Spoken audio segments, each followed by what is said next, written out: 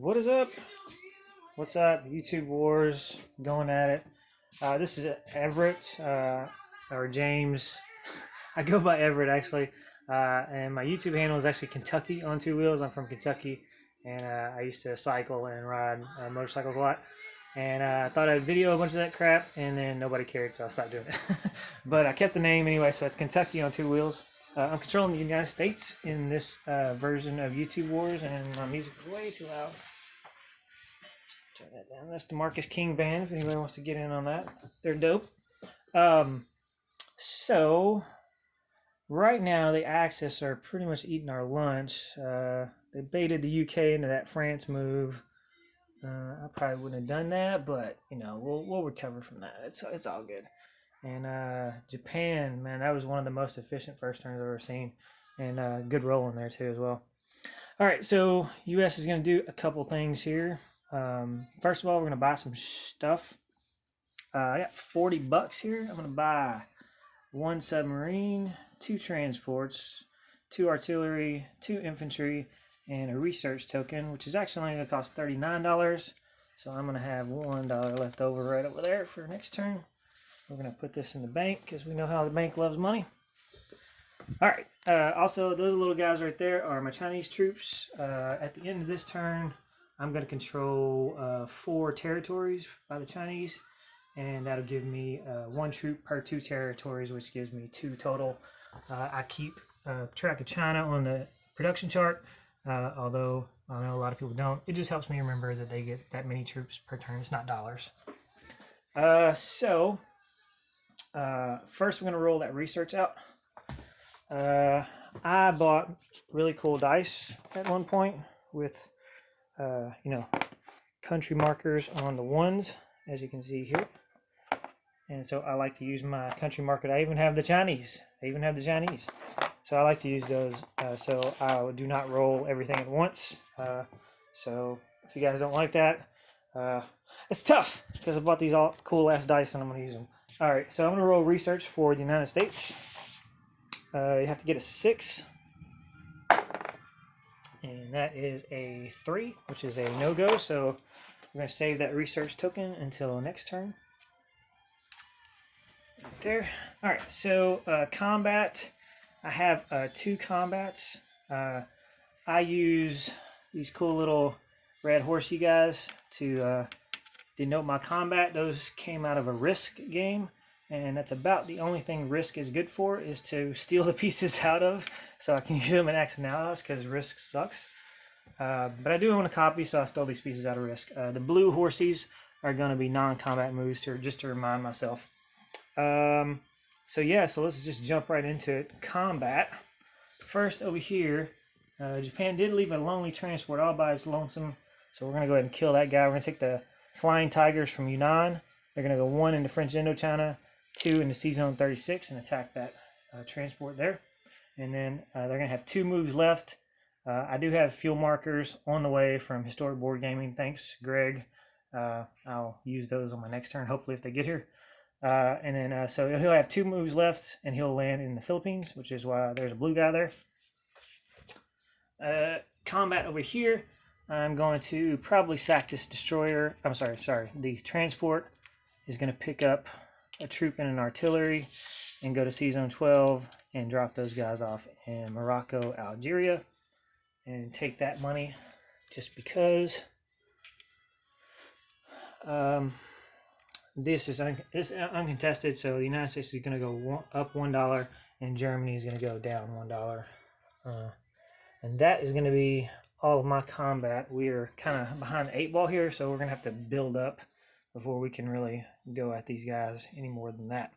So we're going to remove my 2 red horsey guys, put them back in there. So we're going to go straight to non-com. Like I said, this fighter destroyed this transport. There's no battle there. Sorry. I have to hold my camera and it moves as I move, so sorry. So anyway, this fighter's going to go 2 more spaces over to the Philippines.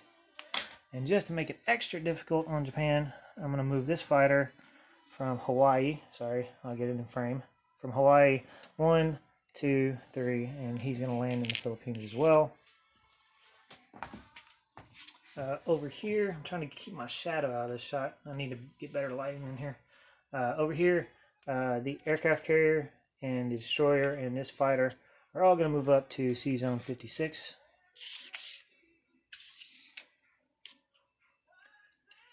The fighter in western United States is going to land on the aircraft carrier in 56. So I'm going to move that horsey because that combat's done. The bomber from western United States is actually going to go 1 to Western Canada, 2 to Eastern Canada, 3 to C Zone 1, 4 to C Zone 2, and then 5 to the UK. I'm also going to take the fighter from Eastern United States. He's going to go 1 to Eastern Canada, 2 to C Zone 1, 3 to C Zone 2, and 4 to the UK proper, just because he looks a little vulnerable over there. Bomber from Eastern United States, same thing, 1, 2, 3, 4 to the UK, and we're going to try to get some bombing raids going on Germany because they make way too much money. All right, the other non-com is my destroyer from C Zone 10 is going to move up to C Zone 1. The infantry from Central United States, this guy over here, is going to walk 1 space to Eastern United States. The infantry in Western United States is going to walk 1 to Western Canada. And I believe that's every piece that I own has been moved. The Chinese infantry is going to stay in Yunnan just to block the tank from blitzing from French Indochina for now. Sorry, I'm checking everything over just to make sure that I got everything correct. I did. I moved every piece I own except for the guys on the islands in the Pacific, and they really can't do much right now. So,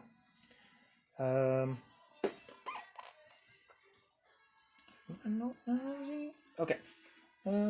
Yeah, so we're going to place units now.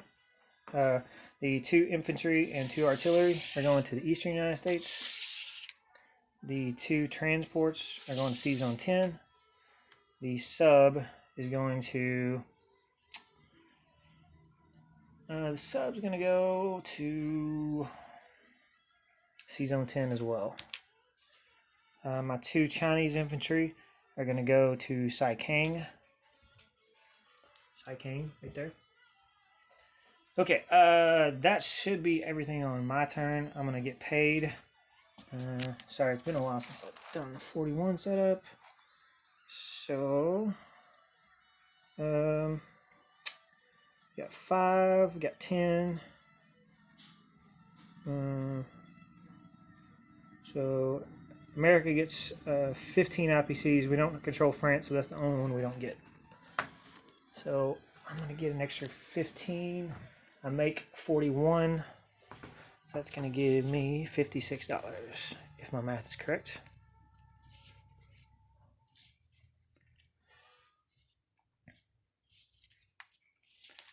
56 plus the dollar I saved from last turn should give me 57, and that should do it for the United States' turn. That was really fast because there ain't a whole lot to do. Like, good job, Axis players. You guys are on your game right there. This is already looking like Russia's gonna be fighting for his life. But we're gonna get over there, Russia. I promise. I promise. I had to sack that 1 transport, but we're gonna get over there. I promise. All right. So that's going to do it, guys. Up next is Grandmaster Burt with Russia, and he's going to be Turtle, I think. So, all right, good game, guys.